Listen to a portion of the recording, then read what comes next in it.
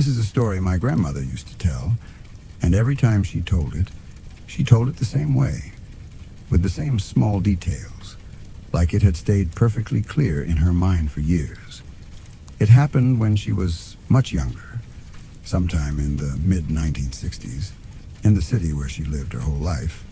It's a place known for its parks, so many that people often say it feels like the whole city is built around green spaces. There are large parks, but also smaller, fenced-in gardens scattered between streets, tucked into quiet squares where people can sit during the day.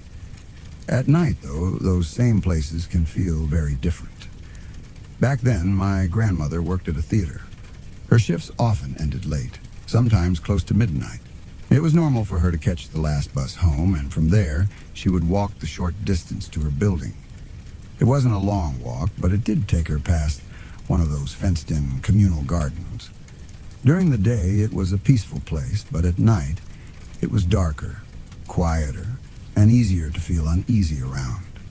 There was one thing that always made her feel safe, though. There was a local policeman who would often meet her when she got off the bus. In those days, people knew the officers in their neighborhood. They weren't just strangers in uniform, they were familiar faces. This particular officer had gotten into the habit of walking her part of the way home, just to make sure she got back safely. It wasn't something she had asked for, but it became a routine, and over time, she came to rely on it. One night, things didn't go as expected. She was on the bus, heading home like usual. It was late, and the bus wasn't very full. At some point during the ride, a man sat down next to her. She noticed him right away. There was something off about him. Not something she could clearly explain, but enough to make her uncomfortable. He started asking questions, personal ones, things that felt too direct for a stranger. His tone wasn't friendly, and it wasn't casual. It felt intrusive. She tried to ignore him at first, giving short answers, hoping he would lose interest, but he didn't. The questions kept coming, and the feeling of unease grew stronger. Eventually, she decided to move. She got up and walked to the front of the bus, standing near the driver. She was a regular on that route, and the driver knew her. She started talking to him, making conversation, partly to distract herself and partly to make it clear she wasn't alone. The man stayed where he was, but she could feel his attention. When the bus finally reached her stop, she stepped off. Normally, this would have been the moment when the policeman would be waiting nearby. But that night, he wasn't there. That alone made her pause. Then, something else happened. At the last moment, the man from the bus stood up and got off too. He hadn't made any sign that he was getting off at that stop before. It felt sudden, almost like he had decided at the last second. He didn't walk directly toward her. Instead, he moved in the opposite direction. But as he walked away, he kept turning his head, looking back at her. And that made the situation feel worse. It wasn't just that he had followed her off the bus. It was the way he kept watching her, like he hadn't lost interest, like he was still aware of her every movement. The bus pulled away, and that's when she noticed something else. In the middle of the road, not far from where she was standing, there was a dog, a large black dog. It stood out immediately. It wasn't moving, just standing there, solid and still. In the quiet of the night, with everything else already feeling tense, its presence felt strange. At that point, she was already uneasy. The man from the bus, the missing policeman, the empty street, and now this dog. None of it felt normal anymore. She started walking, faster than usual. She wanted to get home as quickly as possible. After a few steps, she realized the dog was following her. It wasn't right next to her. It kept a distance of about 20 feet. Far enough that it wasn't immediately threatening, but close enough that she couldn't ignore it. That made her even more nervous. She didn't know if the dog was stray, if it was aggressive, or what it wanted. It didn't bark, didn't run, just followed her at that steady distance. She kept walking. Her pace quickened. She turned a corner, moving into the part of her route that passed by the fenced-in garden. This was the part she liked the least, even on normal nights. As she approached the open gate, everything changed. The dog suddenly ran toward her, not slowly, not cautiously. It sprinted, In that moment, she thought it was going to attack her, but it didn't. It stopped just a couple of feet away, close enough that she could see it clearly. And then it started barking. Loud, aggressive barking. It wasn't directed at her. It was directed past her, toward the garden. The dog's body was tense. Its fur was raised. It was growling, barking, acting like something was there. Something that had its full attention. My grandmother didn't wait to figure out what it was reacting to. That moment was enough. She turned and ran, as fast as she could. She didn't look back. She didn't stop. All she wanted was to reach home. As she ran, she could hear the dog again. But this time, it wasn't barking. It was following her again. Just like before. Keeping a distance. Not trying to catch her. Not trying to get ahead of her. Just staying close enough that she knew it was there.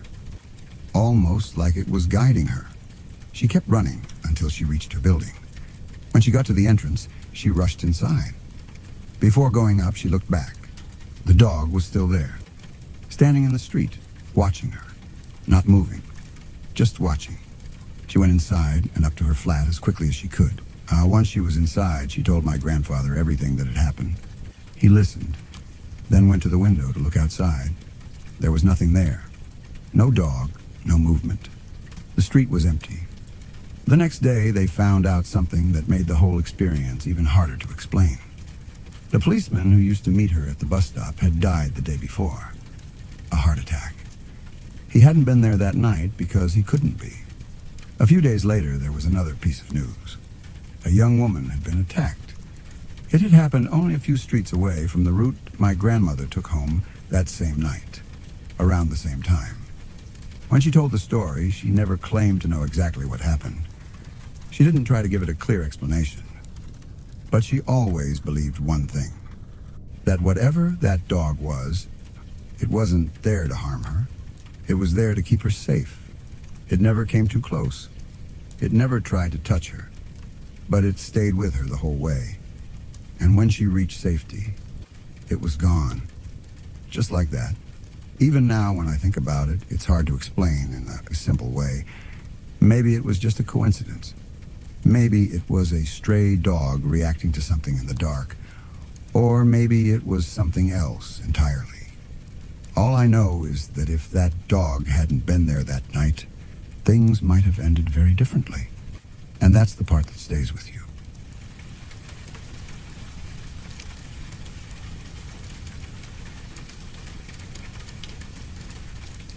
After I finished high school, I went through a phase where I seriously thought about joining the military. I didn't have everything figured out yet, and like a lot of people at that age, I was trying to decide what direction my life should take. The military seemed like a solid option at the time. Structure, purpose, a clear path forward. It all sounded appealing in theory. I started meeting with recruiters from different branches just to get a feel for what each one offered. Most of them were pretty straightforward. They gave me information, answered my questions, and left it up to me to decide if I wanted to take the next step.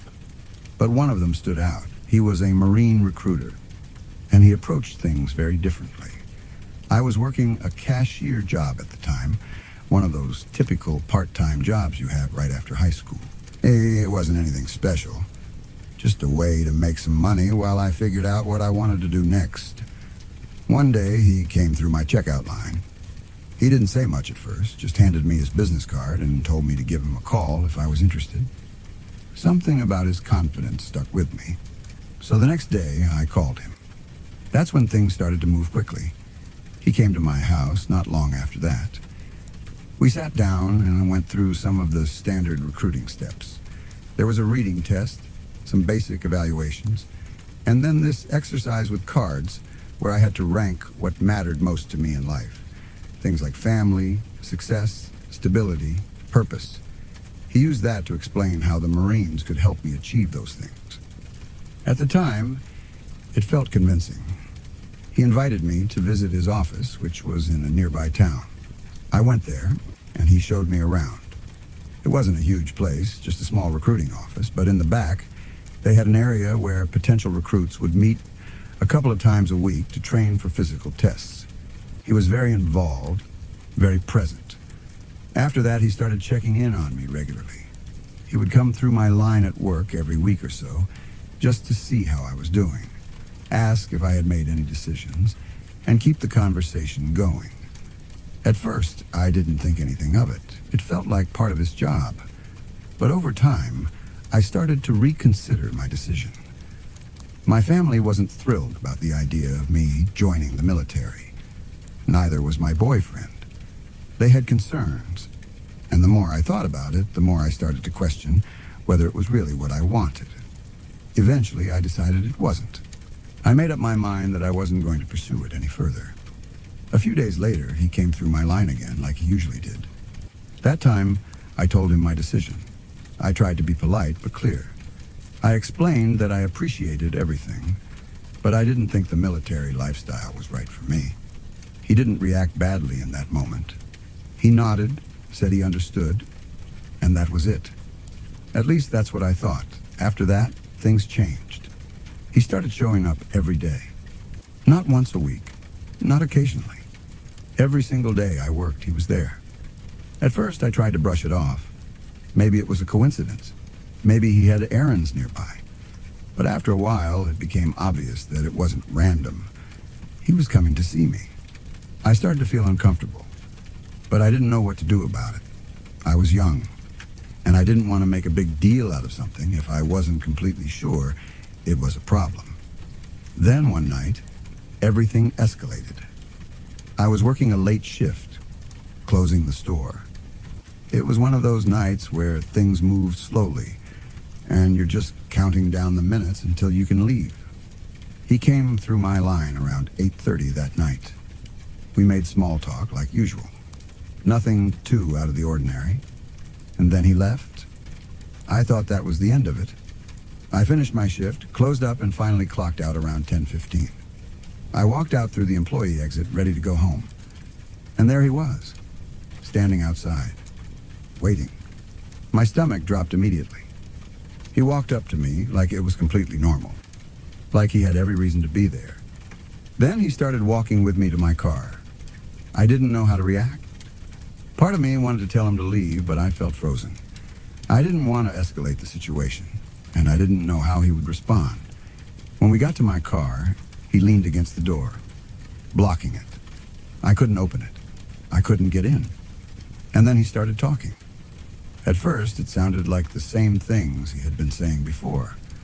About the Marines, about opportunities, about how I would be a great fit. But the tone was different now, more intense, more persistent.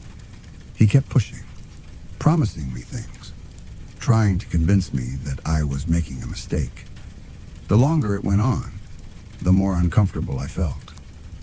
People started leaving the building, other employees finishing their shifts. I tried to catch their attention, hoping someone would notice what was happening, but no one did.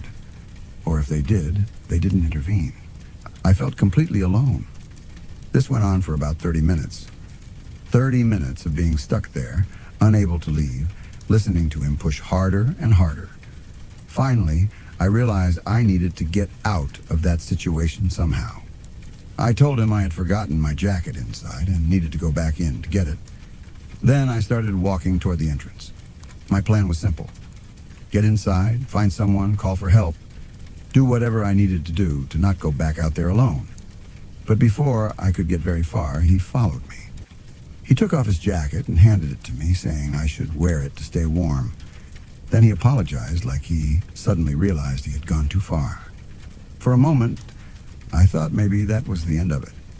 He told me to go ahead and get into my car. So I did. I got inside, closed the door, and felt a small sense of relief. I tried to hand his jacket back to him through the window. That's when he said something that made my heart drop again. He told me to keep it, that he would follow me home and get it back from me there. I didn't know what to say. I didn't know what to do. I started the car and slowly drove out of the parking lot, my mind racing. I was scared, but also unsure of how serious the situation was. I didn't know I should call the police. I didn't know if I was overreacting. But then I saw his headlights behind me. He was following me. That's when the fear became real. He was a big guy, physically much stronger than me. He had military training.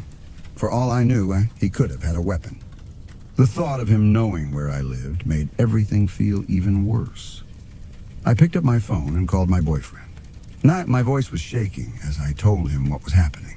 He didn't hesitate. He told me to come straight to his house. He said his dad would be there, waiting outside, and that I would be safe there. That gave me something to focus on.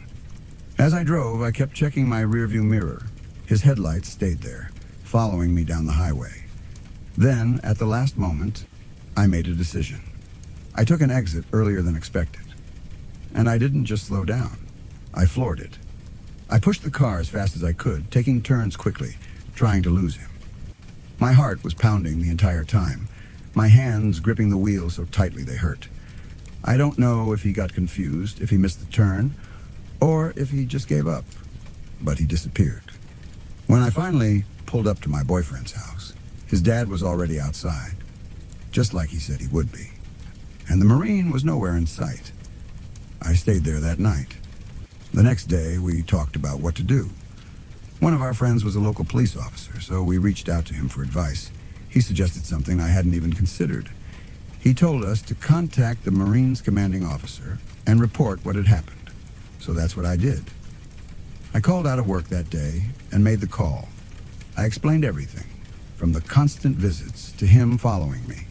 I also mentioned that I still had his jacket. The officer I spoke to took it seriously. He arranged for me to come to the office at a time when the Marine wouldn't be there, so I could return the jacket safely. When I arrived, I handed it over. He thanked me, listened carefully, and then told me something that stayed with me.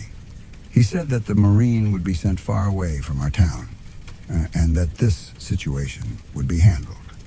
I never saw him again after that. Looking back, it might not sound as extreme as some other stories, but at the time, it was the most scared I had ever been in my life. Because it wasn't something distant or imagined. It was real. It was someone who knew where I worked, who watched my schedule, who waited for me, who followed me. And for a while, I didn't know how it was going to end. That's what made it so terrifying.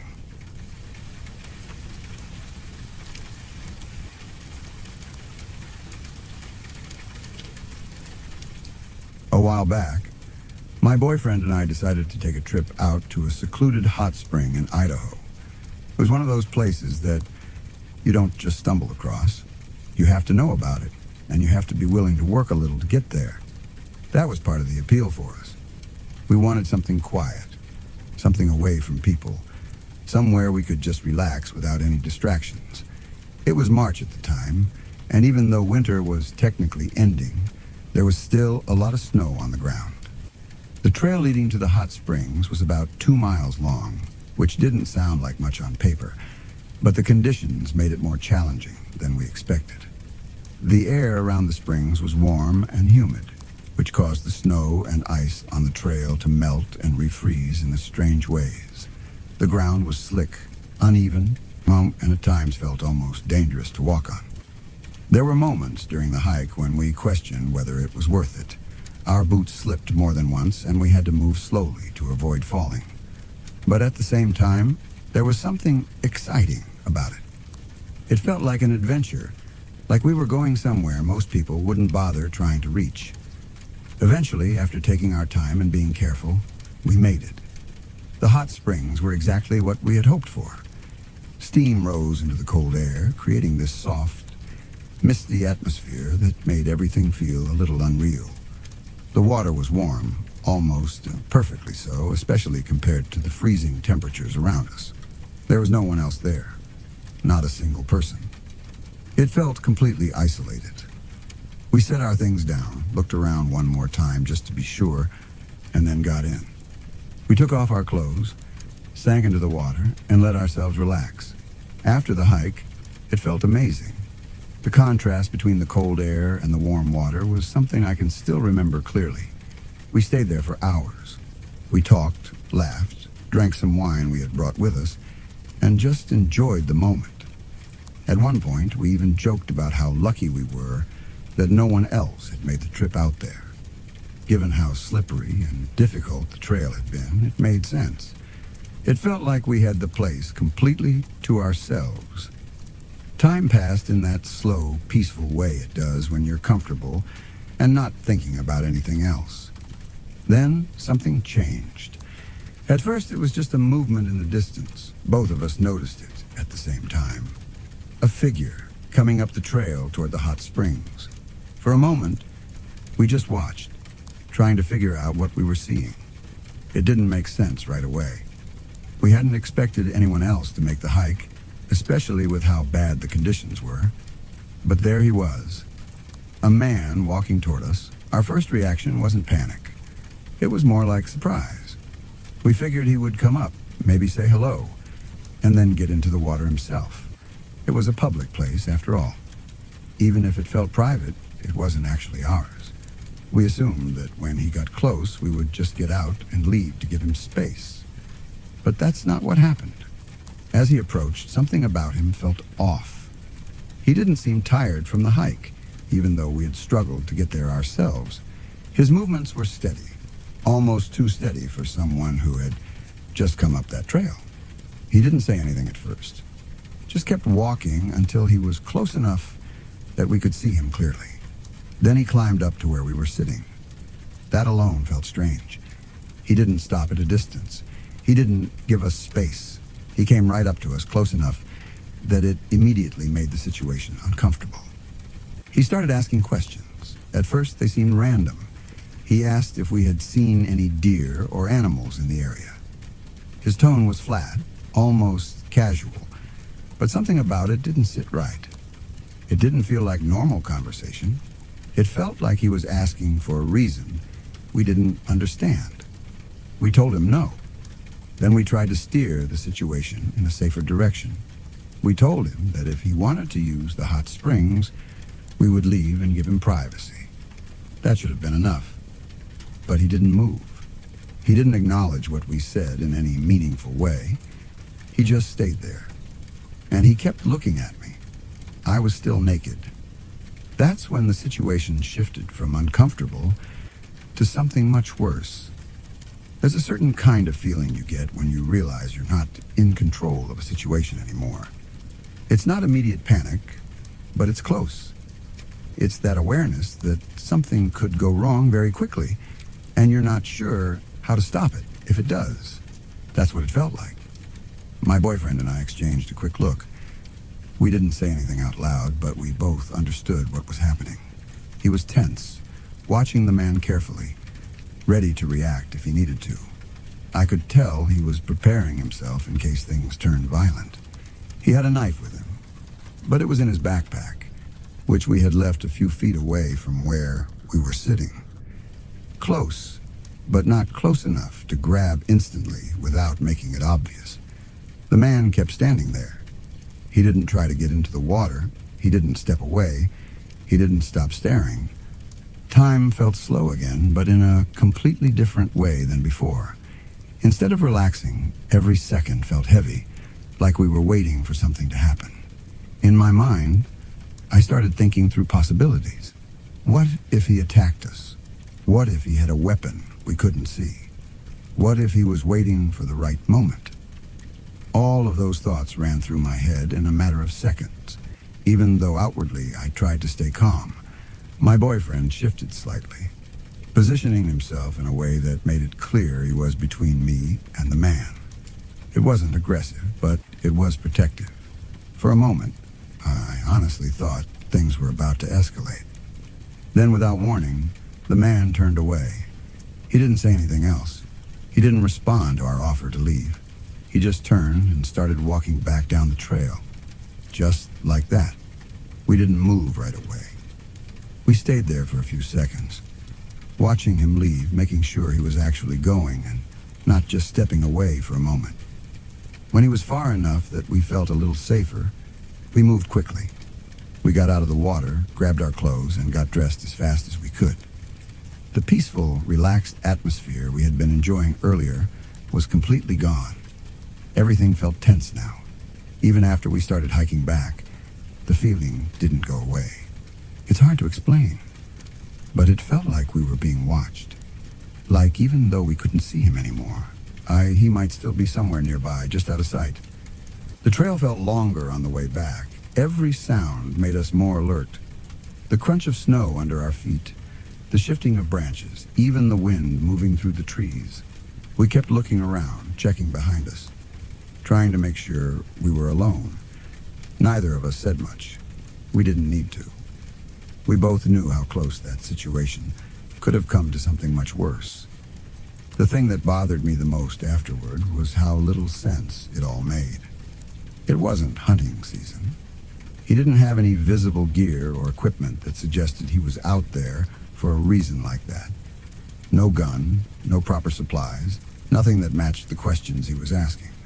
He just showed up, asked strange questions, refused to leave, and then walked away. To this day, I still think about what could have happened if things had gone differently. If he hadn't left. If my boyfriend hadn't been there. If we had reacted in a different way. It's one of those situations where nothing actually happened, but it easily could have. And sometimes that's even more unsettling, because you're left with the realization that you were in a vulnerable position, completely exposed, with someone whose intentions you couldn't understand. And all you can do is be thankful that it ended the way it did. Even now, when I think back on that day, I don't remember the peaceful part as clearly as I remember the moment he appeared, because that's when everything changed.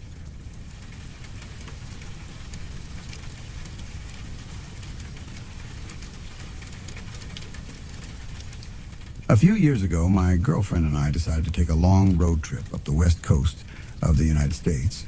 It was something we had talked about for a while, and when we finally made it happen, it felt like the kind of experience you don't forget. We packed up the car, brought our camera gear, and planned to stop at national parks along the way, camping whenever we could. We were both really into photography, so the whole trip was built around chasing good light. Sunrise, sunset, those quiet in-between moments that make landscapes look unreal. Every stop had a purpose, even if it didn't feel structured. At one point during the trip, we planned to head into Death Valley.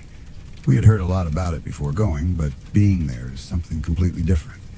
It's not just another desert. It feels bigger, emptier, and more unforgiving than most places you can drive through.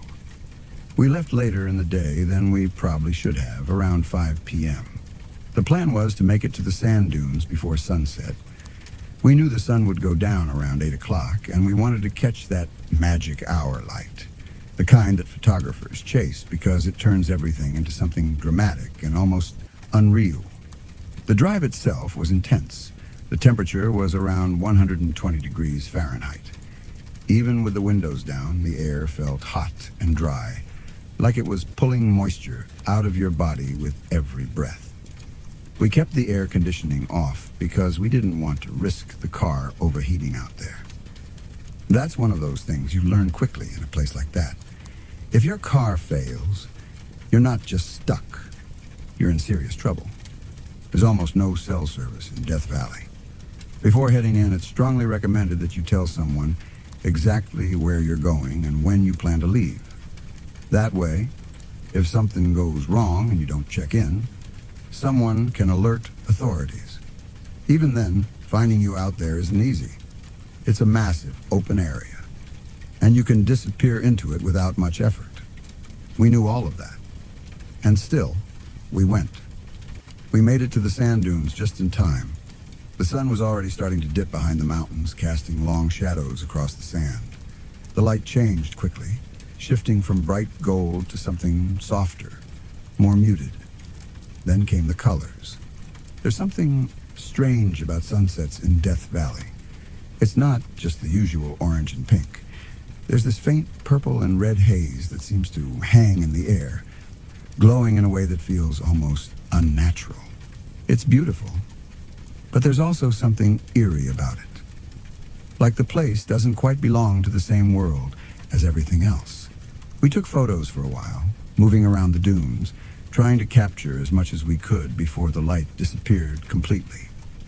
Eventually, the sun dropped below the horizon, and darkness settled in quickly. Out there, when the light goes, it really goes. We packed up our gear and made our way back to the car. By the time we got there, it was fully dark. The kind of darkness where your headlights feel like the only thing keeping you connected to reality. We got in and started the drive back. Almost immediately, the mood shifted. There's something about driving through a place like that at night that puts you on edge. It's not loud or obvious. It's quiet, subtle, but it sits in the back of your mind. The knowledge that if something goes wrong, you're on your own. I found myself focusing more than usual, watching the road carefully, listening to the car, paying attention to every small detail. I kept thinking about what would happen if we got a flat tire or if the engine overheated. Even something small could turn into a serious problem out there. We'd been driving for about 20 minutes when I noticed something in the rearview mirror. Headlights. At first, it didn't seem like a big deal. Another car on the road isn't unusual, even in a place like that. But what caught my attention was how fast they were approaching. Within a short time, they were much closer. Then they started flashing their high beams. Once, then again, and again. I assumed they wanted to pass. That seemed like the most logical explanation. Maybe I was driving too slow for them. Or maybe they were in a hurry to get somewhere. So I moved slightly to the side, giving them space to go around. But they didn't. They stayed right behind us, and they kept flashing their lights. At that point, I started to feel uneasy. It didn't make sense. If they wanted to pass, they had plenty of opportunity. The road was open, and there was nothing stopping them. So why weren't they going around? A new thought crossed my mind. Maybe they needed help. Maybe something had happened to them, and they were trying to get our attention. That seemed possible. Out there, people rely on each other more than they might in a city. If someone is in trouble, you're more likely to stop. So I slowed down. Eventually, I came to a stop, but I didn't get out of the car. Not yet. I watched them carefully through the rearview mirror as they pulled up behind us and stopped. For a moment, nothing happened. Then I noticed it was a minivan. That alone didn't mean anything, but combined with everything else, it added to the strange feeling. I could see movement inside, like people shifting around, but it was too dark to make out details. I sat there, trying to decide what to do. Part of me wanted to help, if they really needed it. But another part of me was telling me something wasn't right. Then the side door of the van slid open. A light inside turned on. And suddenly, I could see them. There were multiple people inside. 5 or 6 at least. They were moving quickly, grabbing things, stepping out one by one into the darkness. And then they started walking toward our car. That was the moment everything changed. There was no clear explanation for what they were doing. No signal that they needed help. No attempt to communicate. Just movement. And it didn't feel right. Not even a little. I didn't wait to find out more. My foot hit the gas immediately. The car surged forward, and within seconds, their headlights became smaller and smaller in the distance. I didn't look back for long. I just focused on getting as far away from them as possible. Neither of us spoke for a moment. The silence in the car felt heavy. We both knew how quickly that situation could have gone differently. If I had gotten out of the car, if I had waited longer, if I had assumed it was safe. We didn't know what they wanted. Maybe it was nothing. Maybe it was something. But in that moment, it didn't matter. All that mattered was getting away. The rest of the drive felt different. The road didn't feel empty anymore. It felt uncertain. Every shadow, every distant light, every movement made us more aware of how vulnerable we were out there. We eventually made it out safely. But the experience stayed with us. It changed the way we thought about places like that. About isolation. About how quickly things can shift from peaceful to something else entirely. Even now, when I think back on that trip, I remember the beauty of the dunes, the colors of the sunset, the quiet of the desert. But I also remember those headlights, and the feeling that something wasn't right. Sometimes that feeling's the only warning you get.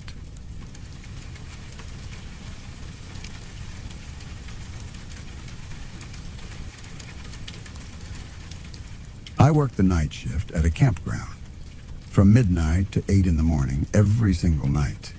At first, it didn't seem like a bad job at all. In fact, compared to most night jobs, it was almost peaceful. The campground would quiet down after midnight, and by the time I settled into my shift, the only sounds left were insects, distant wind through trees, and the occasional crack of something moving out the dark. Most nights, I barely saw anyone. On busier weekends, maybe 1 or 2 people would come by the little shack where I worked, asking for directions or help with something small. But most of the time, it was just me. The shack itself was tiny, about 8 feet by 8 feet, barely enough space for a chair, a desk, and a couple of shelves. It sat alone near the entrance of the campground, surrounded by darkness once the sun went down. There were no nearby buildings, no streetlights, nothing but the faint glow of my desk lamp and whatever light spilled out from the windows. I got used to the isolation quickly. I would bring my old PS2 with me and pass the time playing games, occasionally glancing up at the darkness outside just to remind myself that I was still alone. During my first week, I was being trained by the guy who had been working the same shift before me. He was quitting, and I was taking over permanently. He showed me the basics, how to check people in, how to log anything unusual, and what to do in case of emergencies. Before his last night, he mentioned something that stuck with me. A few feet away from the shack, near the edge of the gravel path, there was an old payphone. It looked outdated, like something left behind from another decade. Most people didn't even notice it anymore. He told me that every night at exactly 4:17 in the morning, that payphone would ring once, just once, and then it would stop. He laughed it off when he told me, saying it was probably some kind of automated test call. He admitted that he had never answered it himself. Something about the way he said it made it feel like he didn't really want to. At the time, I didn't think much of it. It sounded like one of those weird but harmless quirks you sometimes find in quiet places. For the next few months, I settled into the job. It was summer, and most nights were warm. I kept the windows of the shack closed to keep bugs out, and with them shut, I couldn't hear much from outside. If the payphone rang, I never noticed it. The idea of it slowly faded from my mind as I focused on my routine. Then, around mid-August, the nights started getting a little cooler. I began leaving the windows open to let the air move through the shack. That's when I heard it for the first time. At exactly 4:17 in the morning, the payphone rang. It wasn't loud. In fact, it sounded strangely muffled, like the sound was coming from underwater. The ring was distorted, almost unnatural, and it cut through the silence in a way that made my skin crawl. It only rang once, just like I had been told, and then everything went quiet again. The first time it happened, I froze. I remember staring out the window toward the payphone, barely able to see it in the darkness. Nothing else moved. No one was there. After a few seconds, I told myself it was exactly what the other guy had said, some kind of automated call, and I went back to what I was doing. But the next night, it happened again. Same time, same single ring. And then the next night, and the next. It became a pattern. Every night at 4:17, that phone would ring once, sounding like it didn't belong in the world around it. It started to get under my skin. Even when I knew it was coming, it still made me tense up every time I heard it. Eventually, curiosity got the better of me. After hearing it night after night, I started wondering what would happen if I actually answered it. It didn't make sense for a phone to ring like that without someone being on the other end. There had to be an explanation. One night, I decided I was going to find out. I set an alarm for 4:15 in the morning so I wouldn't miss it. When the alarm went off, I got up from my chair and stepped outside. The air was cool, and the campground was completely silent. I walked over to the payphone and stood there waiting. For a moment, nothing happened. Then, right on time, it rang. The sound was even worse up close. That same muffled, warped tone echoed through the quiet, and for a second, I hesitated. Then I picked up the receiver. I pressed it to my ear and said hello. There was nothing on the other end. No static, no voice, nothing. Just a kind of empty silence that felt like someone was there but refusing to speak. I said hello again, a little louder this time, but still got no response. After a few seconds, I hung up. The whole thing felt strange, but not necessarily dangerous. I went back inside the shack and tried to brush it off. The next night, I did the same thing, and the night after that. For an entire week, I answered the phone every time it rang. Every single time, it was the same. Silence. Not even the faintest sound. After a while, it stopped feeling important. I convinced myself it was just some glitch or malfunction, something that didn't need any deeper explanation. Eventually, I stopped answering it altogether. The phone would ring, and I would just sit there, letting it fade back into silence. About a month passed like that. By the time October rolled around, the nights had gotten colder, and the campground was quieter than ever. Fewer people were staying there, and some nights I wouldn't see a single person for the entire shift. The isolation felt heavier during that time, like the darkness pressed in a little closer than it had before. For some reason, during the first week of October, I started thinking about the payphone again. Maybe it was boredom, or maybe it was the way the silence felt deeper than usual, but the curiosity came back. One night, I decided I would answer it again. Just like before, I set my alarm for 4:15. When it went off, I stepped outside and walked over to the phone. The air felt colder than usual, and there was a stillness to everything that made me uneasy. I stood there, waiting. At exactly 4:17, the phone rang. I picked it up immediately and held it to my ear. Hello? Hello? For a second, there was nothing. Then I heard something. It sounded like someone inhaling sharply through clenched teeth.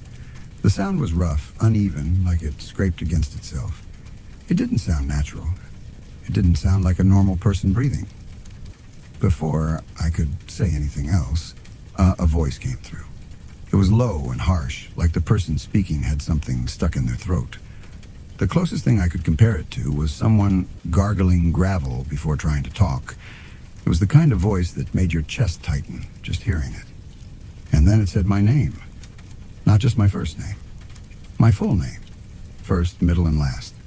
For a moment, I couldn't move. My mind just stopped. I had never heard that voice before in my life, but it knew exactly who I was. My throat tightened, and I felt like I couldn't breathe. Without thinking, I slammed the receiver back onto the hook. My hands were shaking, and I stood there for a few seconds, staring at the phone like it might ring again. I didn't want to leave it at that. As scared as I was, I needed to know where the call had come from. I reached into my pocket. I pulled out some change and fed it into the payphone. My fingers fumbled slightly as I pressed *69 to call back the last number. The line rang, and after a moment, I got the automated response telling me where the call had originated. California. I stood there in the cold, holding the receiver to my ear, trying to process what I had just heard. I was in Indiana. There was no reason for a call like that to come from that far away at the exact same time every night to a forgotten payphone in the middle of a campground. I slowly hung up the phone and stepped back. The campground was silent again, like nothing had happened. But everything felt different now. The darkness didn't feel empty anymore. It felt like something was out there, just beyond what I could see. I went back into the shack, locked the door, and sat down. But I couldn't focus on anything for the rest of the shift. Every sound made me jump. Every shadow outside the window felt like it was moving. The phone didn't ring again that night.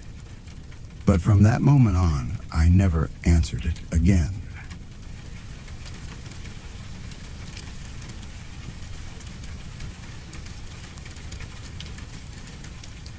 I was 15 when my family moved to Utah. It wasn't a big city or anything like that. It was a smaller town just north of Salt Lake City, far enough west that the wind would sometimes carry a strange smell from the lake. On certain days, especially when the air was heavy and still, the whole place would smell faintly rotten, like something spoiled sitting too long in the sun. It was the kind of smell you never really got used to, even after months of living there. The move itself had already been difficult, but what made things worse was the timing. I arrived halfway through the school year, right in the middle of sophomore year. Back where I came from, that wouldn't have been such a big deal, but in Utah, high school started its sophomore year instead of freshman. That meant everyone already knew each other, already had their groups, their routines, their inside jokes. I felt like I had been dropped into the middle of something that had already been going on for years, and I had no way to catch up. I was awkward, quiet, and completely out of place. The first few weeks were rough. I kept my head down, spoke when I had to, and spent most of my time trying not to draw attention to myself. It felt like I was starting high school all over again. Except this time, everyone else was already settled in. I remember sitting in the cafeteria alone more often than not, pretending to be busy with my phone or my food just to avoid looking like I had nowhere to go. The only real bit of luck I had during that time was meeting a girl named Sarah. It didn't happen in any dramatic or memorable way. We just ended up talking one day. And somehow that turned into more conversations, and eventually into something closer. By the time the school year was coming to an end, we'd started dating. It wasn't anything complicated. We were both young, and it was simple in the way teenage relationships usually are. But for me, it meant everything. She made the place feel less foreign, less lonely. When summer came, things got easier. We had more time to spend together, and without the pressure of school, I started to feel more comfortable in my new surroundings. We would hang out almost every day, finding small ways to pass the time, talking about nothing important, just enjoying the feeling of not being alone. There was something I didn't really understand at first, though.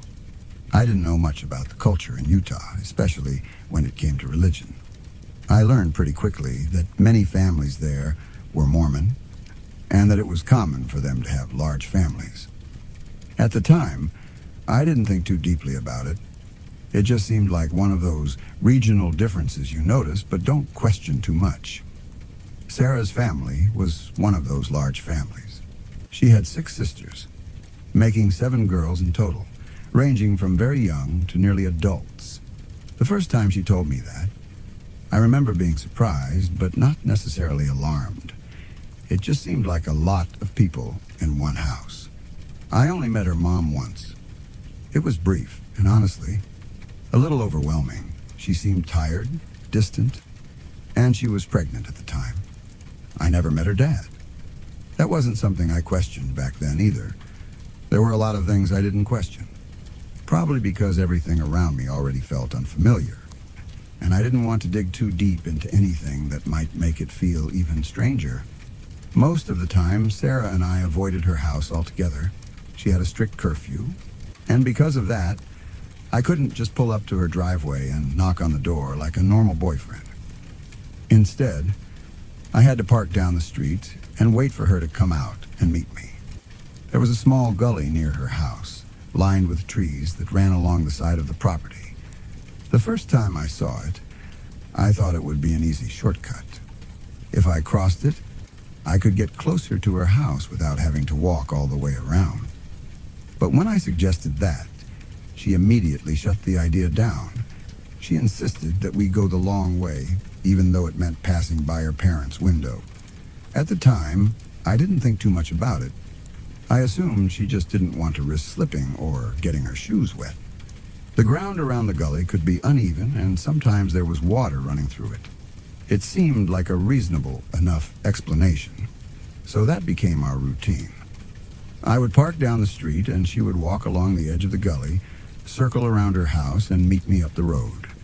Sometimes I would walk a little closer, but I always made sure not to step too far onto the property. The last thing either of us wanted was to alert her parents. We did this for a couple of months. It became normal, just another part of the way things worked between us. Looking back, there were small things that felt off, details that didn't quite make sense. But at the time, I ignored them. I was just happy to have someone, and I didn't want to risk that by asking too many questions. Then there was the night it rained. It wasn't just a light drizzle. It was the kind of steady rain that soaks everything, turning dirt into mud and making the ground slick and unpredictable. I remember sitting in my car watching the rain hit the windshield, thinking about how she would have to walk alone through the dark to meet me. I didn't like the idea of that. It didn't feel right to just sit there and wait while she made her way through the rain. So I decided I would surprise her.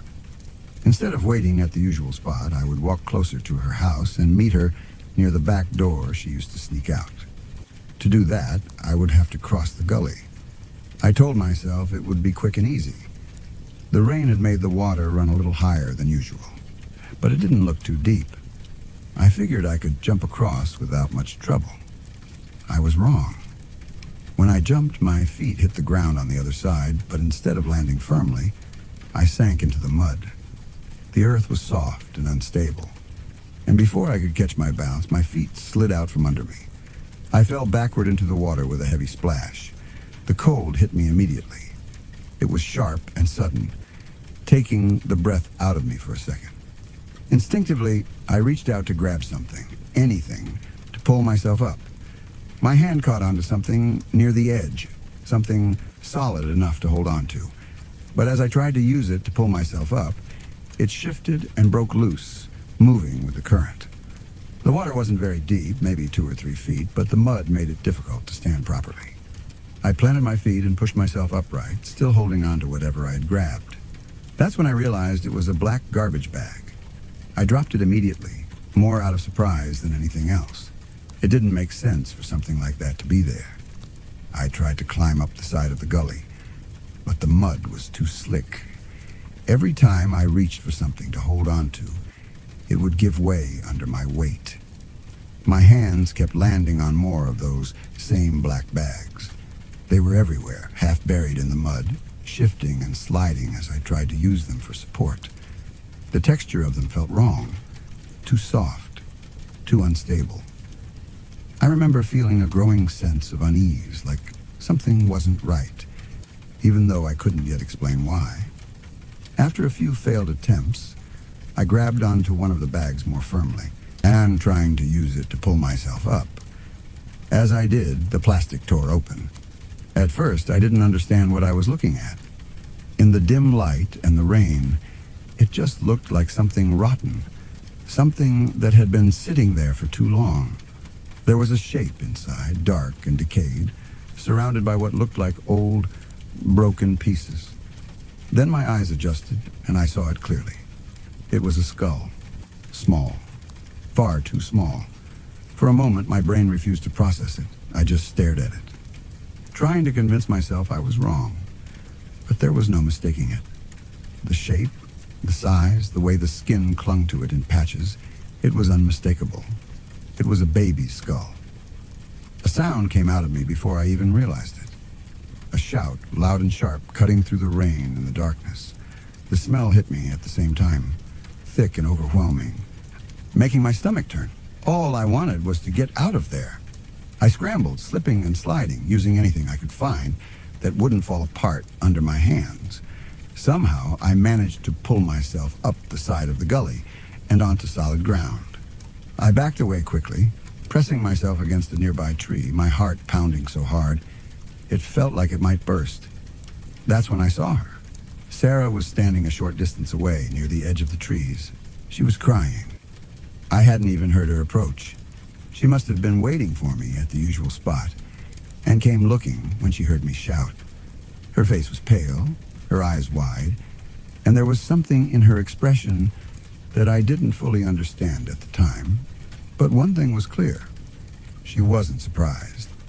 That realization hit me almost as hard as what I had just seen. It meant that, on some level, she already knew. Maybe not everything. Maybe not the full truth, but enough. We didn't say much to each other in that moment. I don't even remember if we spoke at all. Everything felt distant, unreal, like I was watching it happen instead of living it. After that night, I never saw her again. She stopped coming to school, and so did her sisters. One by one, they all disappeared. There were rumors at first, quiet whispers among students and teachers, but no one seemed to know exactly what had happened. Then the news came out. Her father had been arrested. According to the reports, he had decided that he had too many children. Instead of stopping, instead of finding any other solution, he had been disposing of the newborns, burying them out by the gully, hidden just beneath the mud and the debris. They recovered 5 bodies. All of them were girls. I remember sitting in silence after hearing that, trying to make sense of it, trying to connect the person I thought I knew with the reality of what had been happening just a short distance away. Even now, years later, there's one thought that still lingers in the back of my mind. I can't help but wonder if he had just been waiting for a son.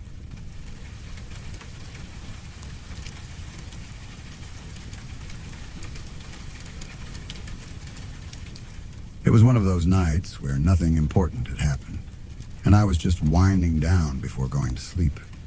I'd been sitting around watching random late-night TV, the kind of shows you don't even pay attention to, just letting the noise fill the room. By the time I finally got up, it was around midnight, maybe a little later. The house was quiet, and everything had that still, heavy feeling that comes late at night when most people are already asleep. Before going to bed, I called my dog so I could let him out into the backyard. It was part of the routine. He would wander out, do his thing, and then come back in so we could both crash for the night. Nothing unusual about it. That night, though, the moment I stepped outside, something felt off. There was no moon out, and I didn't have any yard lights on, so the entire backyard was swallowed in darkness. Not the kind where you can still make out shapes or outlines, but the kind where everything blends together into one solid black space. I couldn't see the fence clearly, couldn't see the far end of the yard, couldn't even really see where the ground stopped and the garden began. It was just darkness. At first, I stood there like I always did, waiting for my dog to come out. But within a few seconds, I felt it. That feeling that you're not alone. It wasn't the usual kind of nervousness you get when you're standing in the dark. It wasn't imagination running wild or shadows playing tricks on your eyes. It was something stronger, something sharper. It felt like my body was reacting before my brain had time to understand why. Like some kind of instinct had been triggered. The hair on the back of my neck stood up. My arms prickled.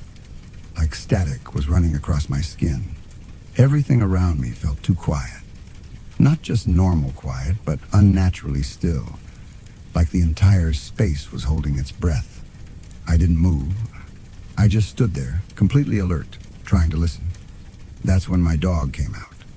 He trotted into the yard like he always did, relaxed and completely unaware of anything unusual. He stretched, let out a lazy yawn, and for a brief moment I almost convinced myself that I was overreacting, that whatever I was feeling was just my imagination. Then everything changed. His ears shot up instantly. If you've ever seen a bull terrier lock onto something, you know exactly what that looks like. Their whole body shifts. They go from relaxed to focused in a split second, like a switch has been flipped. Mine was a big white bull terrier, around 90 pounds, strong but usually calm. He was the friendliest dog you could imagine, the kind that would rather lick someone to death than hurt them. But in that moment, he wasn't calm. His entire posture changed. His muscles tightened, his stance lowered slightly, ready to move.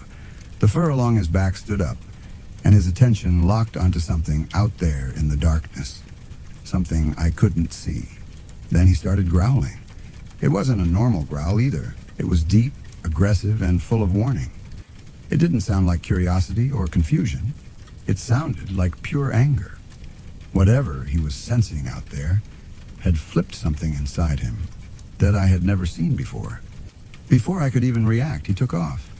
He launched himself into the darkness, barking and growling, charging straight toward whatever had caught his attention. It all happened so fast that my brain barely had time to catch up.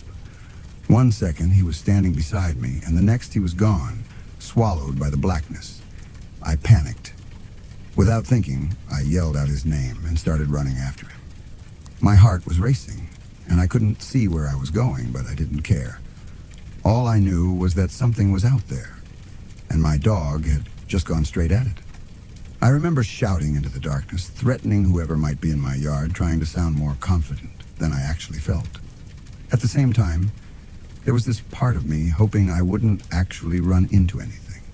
It was a strange mix of fear and adrenaline, like my body didn't know whether to fight or run. Then I heard it. A loud, sickening impact. I heard a sharp thwack that echoed through the yard. Immediately after, my dog yelped. The sound hit me hard. It wasn't just a bark or a growl, it was pain.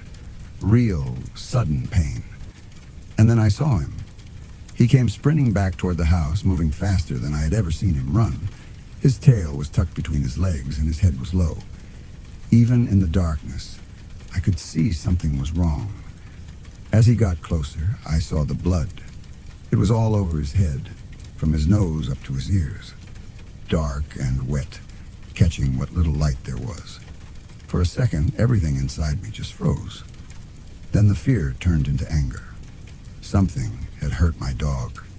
I stopped where I was, still standing in the darkness, barefoot and completely exposed. My heart was pounding, but now it wasn't just fear driving me. I shouted into the yard again, louder this time, threatening whoever or whatever was out there. I don't even remember exactly what I said, just that I meant it in that moment. For a few seconds, there was nothing. Then I heard movement near the wooden gate at the edge of the yard. Loud scraping sounds, like someone was climbing over it in a hurry. There were a couple of heavy thuds, like feet hitting the ground on the other side, and then silence.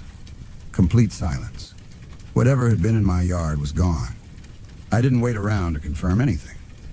The moment the noise stopped, I turned and ran back into the house. I slammed the door behind me and locked it, my hands shaking as I did. My dog was already inside, hiding under the couch. Seeing him like that hit me harder than anything else. This was a dog that was always confident, always playful, never scared of anything. And now he was cowering, trying to make himself as small as possible. I knelt down and called him softly, trying to calm him down. It took a moment, but eventually he came out, still shaking slightly. I pulled him into a hug, checking him over as best as I could. There was blood everywhere on his head. For a few seconds, I was convinced he had been seriously injured. My mind was racing through all the possibilities, trying to figure out what to do next. But as I started cleaning him up, wiping away the blood, something strange became clear. There were no wounds, no cuts, no bites, nothing that explained the amount of blood I was seeing. I checked him over again, more carefully this time, parting his fur, feeling along his head and neck. Still nothing. That's when it hit me. The blood wasn't his. Whatever had been in the yard, my dog had gotten to it. He had done some damage before getting hit himself. Enough damage to come back covered in blood that didn't belong to him. The thought sent a chill through me. I didn't know who had been out there or why they were in my yard in the first place. I didn't know what they had used to hit my dog or how bad they had been hurt in return. All I knew was that something had been close enough to attack and that it had just barely gotten away. That night, I didn't take any chances. I brought my dog into my room and let him sleep on the bed with me. I grabbed a baseball bat and kept it within reach, just in case. Every little sound in the house made me tense up. Every creak or shift of the building felt louder than usual. I kept expecting to hear something outside. Footsteps, movement, anything that would suggest whoever it was had come back. But nothing happened. The night passed slowly, and eventually, morning came. In the days that followed, I kept a closer eye on things. I checked the yard during daylight, looked near the gate where I had heard the noise, but I never found anything definite. No clear signs of who it had been or what they had been doing there. My dog, on the other hand, bounced back almost immediately. Within a day or two, he was back to his usual self. Playful, relaxed, completely unfazed on the surface. But there was something different about him after that night. A kind of confidence, like he knew what he had done. When we went out to the park, he carried himself differently. There was a swagger in the way he walked, like he had proven something, even if no one else knew the full story. And maybe he had. Because whatever had been in that yard that night, it had come in quietly, hidden in the dark, thinking it had the advantage. And it left bleeding